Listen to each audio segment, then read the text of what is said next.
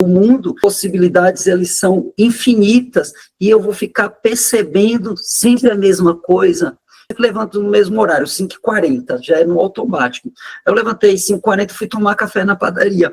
Quando eu retornei, eu resolvi escrever no meu diário. Eu tenho hábitos de diário. Só que eu quis escrever o que foi que eu pensei nesses 30 minutos que eu fui na padaria tomar um café e voltei, e eu fiquei impressionado, porque eu pensei em um monte de assuntos diferentes. Aí eu falei, nossa, eu estou me sentindo cansado já. Realmente me senti só de pensar, porque eu dei vários saltos quânticos. Quando você pensa sobre um assunto, você vê o assunto, você percebe aquele assunto.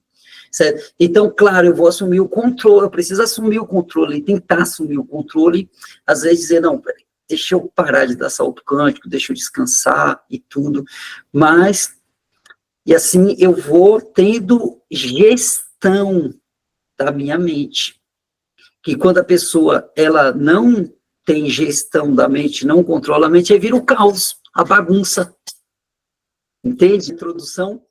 E você, Alves, qual é o que é que você vê no espelho? Eu, ultimamente, parando para pensar, eu não gosto muito do que eu vejo no espelho, então dificilmente eu olho. Difícil. Porque eu não gosto muito do que eu vejo, aparentemente. Na questão de olhar para dentro de si, eu percebi-me uma guerreira, que sempre estou lutando. Não sou Xena, mas sempre estou lutando, sempre estou buscando por algo, e na maioria das vezes consigo, com muito esforço, mas consigo, e sou grata por isso, entende? Mas aparentemente não, eu não fico feliz com o que eu vejo. Certo. Você olha e faz a percepção física. Você olha no espelho e vê os defeitos físicos. Uhum, isso. Mas você tem as qualidades físicas também. Por exemplo, seu cabelo muito bonito. Então, porque a gente, quando olha Obrigada. no espelho, normalmente vai olhar o que não está bem. Por que não olhar no espelho e procurar ver o que está bem? Deixa eu olhar no espelho aqui o que estou bem. Então, a ideia de você chegar, começar a dar salto quântico. Hoje eu tenho feito muito isso. Às vezes eu vou olhar no espelho e falo, não vou olhar nada que está ruim, vou olhar o que está bem. Aí, às vezes, claro, isso a gente sofre uma consequência porque acaba não reparando algumas coisas. Por exemplo, eu, como estou olhando o que está bem, aí está lá o cabelo saindo pelo nariz, estou indo para o social com o cabelão aqui, né? Só vai ver depois. Mas o importante é assim, eu estava com o cabelo grande ali saindo pelo nariz, mas eu estava bem. Foi ruim para quem olha. A visão é ruim para quem está me olhando, mas eu estava super feliz. Então, mas, claro, olhar o que está bom, e olha, às vezes a gente vai olhar o que não está bem para reparar, mas não deixar de olhar o que está bem, porque isso liga muito, Cleusa, com a ideia da estima. Quando você olha e você vê ali o que está bem, a sua estima tende a melhorar. Se você ficar olhando só os pontos negativos, como que fica a sua estima? Ela vai ficar baixa. E olha que a Alves falou assim, sempre lutando. Nesse primeiro livro, a gente vai falar não sei se você tem o livro, do guerreiro que vive em luta. Né? Está sempre lutando, ele vai deixar você ansiosa, porque a luta libera várias substâncias no seu corpo para você combater, e aí você está sempre lutando. Eu sou uma guerreira que estou sempre lutando, mas mesmo sendo uma guerreira, há momentos que exigem o descanso. O que a gente faz quando olha no espelho é querer ver o físico, né? Está com ruga, eu que estou ficando mais velha, aí já vejo as rugas que estão saindo e tal. E também fica procurando fazer o quê? O que eu posso fazer para melhorar, né? O cabelo. Mas eu percebo em mim, né, que quando eu começo a fixar muito e aí que eu vou partir para a realidade, que é o sentimento, o que está acontecendo realmente na minha vida, às vezes eu fujo.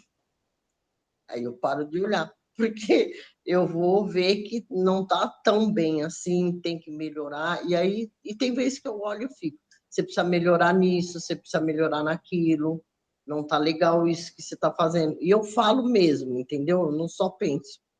Aí eu falo muito comigo no espelho, muitas vezes o que eu preciso melhorar, o que eu preciso parar de fazer, né? Que nem você sabe que eu tenho um desejo de viver bastante, então, e tem coisas que eu faço que não vai me levar a viver bastante. Se eu quero viver bastante, eu tenho que me cuidar. E tem coisas que eu estou fazendo que eu sei que não é bom para mim. Aí eu converso muito comigo no espelho. Mas tem dia que, quando vai para a realidade mesmo, eu fujo. Que é difícil, é cansativo, né? Eu acho que é isso. É aquilo que você não quer ver no espelho. É a ideia da fuga. Quando você for. É interessante, tem uma história que é uma situação que você viveu. Todos vocês viveram, nós vivemos, que talvez você nunca vamos ter mais a oportunidade de viver, é uma vez só, que é quando você ainda era uma criança. Foi uma experiência, Cleusa, tão profunda, que a gente nunca vai viver nada parecido. Veja só, quando você, pela primeira vez, ainda uma criança, se colocou diante do espelho, você viu uma outra criança ali. Na ideia, inicialmente, você não entendia que aquela criança era você. Né? E aí, o que acontece?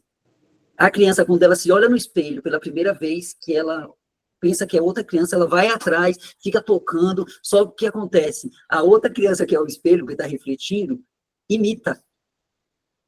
Imita porque é ela mesma, com a precisão. E aí, o que acontece? A criança, nós fizemos vários gestos, e é perturbador, porque aquela outra imagem, ela continua nos imitando, e a gente fica querendo se libertar daquela imagem, você não quer aquela imagem, se acha esquisito. É igual quando a gente escuta a nossa voz, a gente fala, nossa, normalmente, dificilmente a gente acha a nossa voz bonita. E aí, o que acontece? Quando você começa a se olhar ali no espelho, fazia um movimento, a criança fazia até que você fez um som. E aí, quando você faz o som, a outra criança que está ali não consegue imitar o som. Ela consegue imitar o movimento, mas não consegue imitar, porque a criança começa a dar risada, ela ri, ela grita e tal, e aí a outra não consegue, e aí qual é o sentimento que vem? De libertação. Né? Você se sente eufórica, você se sentiu alegre, consegui, me libertei daquele reflexo, daquela outra criança que ficava me imitando. Só que essa alegria e essa euforia, essa animação, dura pouco, porque logo, logo você percebe que aquela criança, na verdade, é você. Aí aconteceu o primeiro contato que você teve com você mesmo. E aí esse processo, aí inicia o processo da aceitação. Você quer se libertar daquela imagem. E sabe como é que a gente faz para poder se libertar daquela imagem?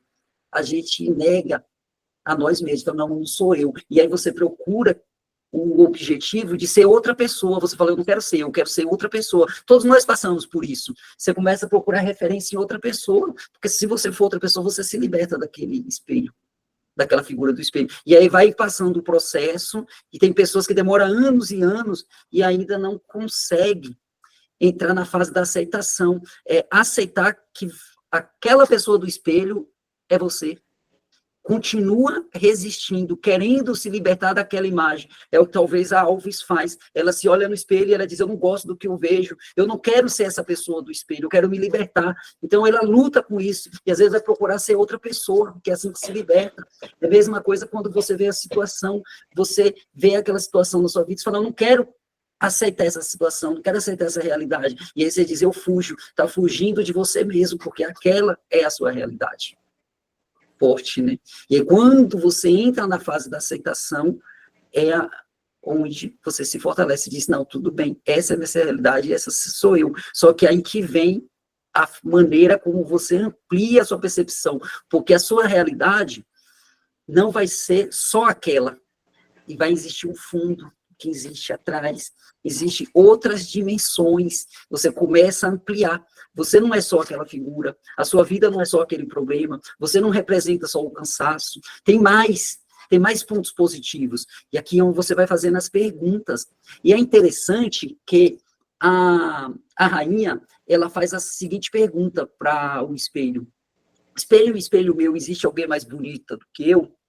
Agora, eu trago para você novamente outra pergunta reflexiva, que gera mudança de percepção. Se você tivesse um espelho mágico, que pergunta que você faria? Vamos lá, vamos começar pela Josilda. Josilda? Eu acho que a Josilda está aqui. Que pergunta você faria se você tivesse um espelho mágico? Deixa eu ver. Espelho meu, vou ficar rica? Eu acho que eu faria essa pergunta também. Interessante, porque essa mostra que existe uma angústia sua referente ao financeiro. Então, aqui é uma questão que está te angustiando, o seu lado financeiro, porque você faz essa pergunta, porque o que é que angustiava a rainha? A questão da beleza. Então, ela faz a pergunta vinculada àquilo. E você, Cleusa, que pergunta você faria? Nossa, é difícil, hein, Elvis? Mas eu acho, e talvez a mesma que da Josilda, mas assim, para não repetir, eu acho que eu iria um pouco também para o lado da beleza, não perguntando se existe alguém mais bonito do que eu, porque eu acho que o espelho eu ficaria horas ali falando, né, listando para mim, mas eu acho que eu perguntaria para ele o que eu faço para eu me sentir melhor, assim. Você está percebendo a resposta, né, que ele está dando? Para ouvir, qual a resposta será que esse espelho ele está te dando? Porque você faz, como que eu faço para me sentir melhor fisicamente? Agora, ouvir a resposta, porque pode acreditar que vem as respostas. Não, talvez, procurar essa resposta em pessoas, mas procura a resposta do espelho. Olha que incrível. Quando eu aprendi a perguntar para o espelho, por isso que eu falei que esse livro ele me deu um salto quântico muito grande. E essa história do espelho não é uma criação minha, está lá nas teorias, né, Elisângela? Vai dizer ali com a criança, com o espelho, a psicologia trabalha muito essa ideia do espelho. Então, escutar o espelho, escuta a resposta dele. Porque o espelho, ele sempre fala a verdade. E ele não tem intenção de agradar, não tem intenção de mentir. O espelho, ele é programado para refletir a verdade. Então, é um lugar muito top para a gente buscar respostas, soluções e percepção. E você, Alves, qual pergunta você faria para o espelho? É muito complexo, né? Mas eu faria... qual que seria o caminho para que eu alcançasse o sucesso, a prosperidade? Não só em relação ao financeiro, sabe? Mas ao bem-estar mental, social, o bem-estar das pessoas mais próximas, que eu sei que essa prosperidade me faria com que eu proporcionasse um bem-estar àqueles que vivem ao meu lado e que eu amo.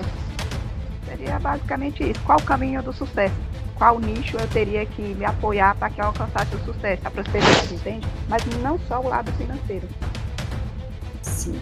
E você vê que quando você olha para o espelho e você amplia a sua percepção, aí você vai entender algumas informações. Por exemplo, você disse assim, para pessoas que estão do meu lado e que eu amo. Então, peraí, então você tem pessoas do seu lado e você tem amor? Isso é uma riqueza enorme, é uma prosperidade. E claro, você olha para o seu espelho e aí você percebe aonde você estava há alguns anos e aonde você está hoje. Será que você vem prosperando? Sim. De repente, você está tendo prosperidades. Você está prosperando, só que de repente você não olha para isso. Você não olha, não percebe o nível de prosperidade que você tem. De repente, você percebe a falta, o que eu não tenho. Seria assim, você olha para o espelho e vê a falta. E quando você amplia a sua percepção, você vai falar assim, bom, agora eu preciso ampliar. Em vez de eu olhar a falta, deixa eu olhar aqui o que eu tenho. E aí você começa a olhar o que você tem. E aí, se você está olhando o que você tem, que é os ganhos, talvez a sua linha de vida vai para a linha do ganho. Porque vamos pensar em uma linha, olha só, aqui tem a linha que é da falta, do minha mão direita aqui, tá? É a linha da falta. Essa aqui é a minha linha do ganho. Certo? Então, aqui eu ganhei. Pessoa do meu lado, eu ganhei amor, eu ganhei uma promoção no trabalho que você recentemente teve. Aqui eu consegui alguns objetivos meus. Então, a linha do ganho está aqui na mão esquerda. Certo? E a linha da falta está na minha mão direita. Só que eu olho para a minha falta, que é a linha direita. E aí eu sigo por isso, porque tem como você olhar para um lugar e seguir por outro? Não, você segue para o caminho que você olha, então você está olhando para a falta, você está percebendo a falta. Por isso, no livro, a gente vai encontrar uma frase assim, ó, aquilo que você percebe é para lá que você vai. O caminho vai para o caminho que você percebe. Então, quando você começa a perceber saúde, quando você começa a perceber aqui, Cleusa, tem uma resposta para você, né? Quando você começa a perceber seus pontos positivos, você começa a perceber suas realizações, você começa a perceber como você é uma pessoa especial, aí você começa a ir para a linha dos ganhos, e aí começa a prosperar cada vez mais. Mas enquanto você ficar olhando para a falta, aí você vai para um caminho da falta, e talvez você ande nos dois caminhos, você olha um pouco para o ganho e vai para o ganho. Aí você olha para a falta, vai para a falta. Aí você está dizendo, eu estou em constante luta. Então, a sua palavra de luta está significando conflito, porque você vai para um lado, daqui a pouco você vai para o outro, vai para um lado. Para que lado que você vai? Você vai para o lado dos ganhos ou você vai para o lado das perdas? Então, é a sua percepção. Quanto mais você perceber seus ganhos, mais ganhos vão vir. Eu tenho certeza disso, porque eu venho aplicando isso na minha vida e eu vejo que é incrível. Digamos que você acorda de manhã e vai tomar café. Você abre sua geladeira e lá tem 3 opções. Tem um iogurte, tem um queijo e o que mais? E de repente você escolhe, vou comer queijo. No momento que você escolheu comer o queijo, aquilo passou a fazer parte da sua realidade. Mas digamos que você não tivesse percebido o queijo, Cleusa. Ele existia, ele estava ali dentro da geladeira, mas não era uma possibilidade porque você não percebeu. Então não tinha como você comer queijo porque você não percebeu o queijo, mas o queijo estava ali na geladeira. Mas na hora que você percebeu, tem queijo, e você pegou o queijo, passou a fazer parte da sua realidade, entendeu? Então o que acontece? Tem muitos fatores na nossa vida que está aí, mas não faz parte da nossa realidade, porque a gente não percebe, mas eles estão aí.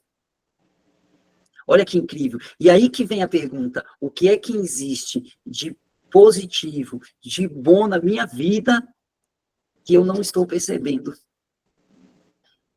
A Alves falou, gostaria de ter uma prosperidade financeira. De repente, já existe essa possibilidade, só que ela ainda não vive essa possibilidade porque ela não percebeu. Porque algo só se torna real para a gente quando a gente percebe. E o que acontece, por exemplo, com as pessoas que estão em um nível de ansiedade, elas percebem o perigo, percebem a falta, percebem o sofrimento, percebem as dificuldades, e tudo isso que elas percebem se torna real. Entendeu, Elisângela? Por isso que a Gestalt, porque aqui eu estou muito baseada, Elisângela, na Gestalt. A Gestalt vai falar muito sobre percepção. Quando você amplia seu foco de percepção, então, a Cleusa falou, como que eu poderia fazer para me sentir bem? Pode te fazer bem, provavelmente já existe. Porém, você não está percebendo. Mas no momento que você perceber, aí se torna sua realidade. Incrível, né? Incrível. Incrível, é muito incrível. Então, quando você começa com essa pergunta, o que existe aqui que eu não estou percebendo, aí amplia a percepção. E aí, quando amplia e você percebe, se tornou real. I keep bleeding, I keep bleeding out. Keep bleeding, I keep bleeding out. You got me open.